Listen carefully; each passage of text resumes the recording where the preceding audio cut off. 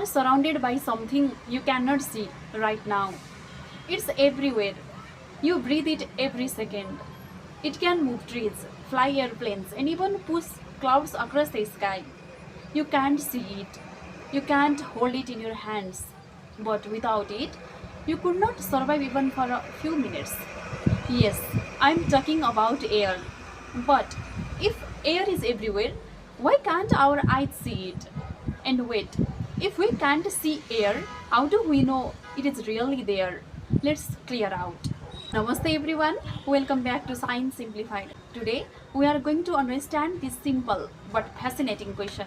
Why can't we see air? First, let's understand what air actually is.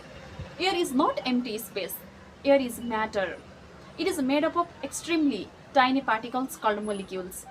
There are billions and billions of these tiny molecules around us, but they are far too small for our eyes to see individually.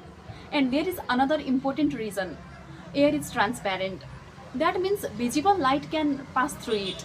Because light passes through air, our eyes don't see the air itself. Let's take a simple example. Look through a clean glass window. Can you see the glass clearly?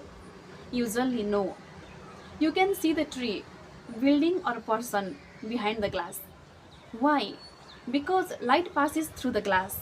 Air is also transparent. So light passes through the air and reaches our eyes. But now you might ask, if we can't see air, how can we see wind? Actually, we don't see the wind itself. We see what the moving air does. Leaves move, curtains move, kites fly. We cannot see the air, but we can see its effects. So the next time you take a breath, remember, something invisible is keeping you alive.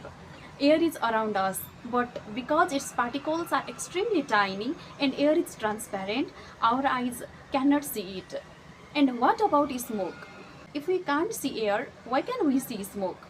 We will clear that out in our next video. Until then, keep asking questions and keep learning with Science Simplified.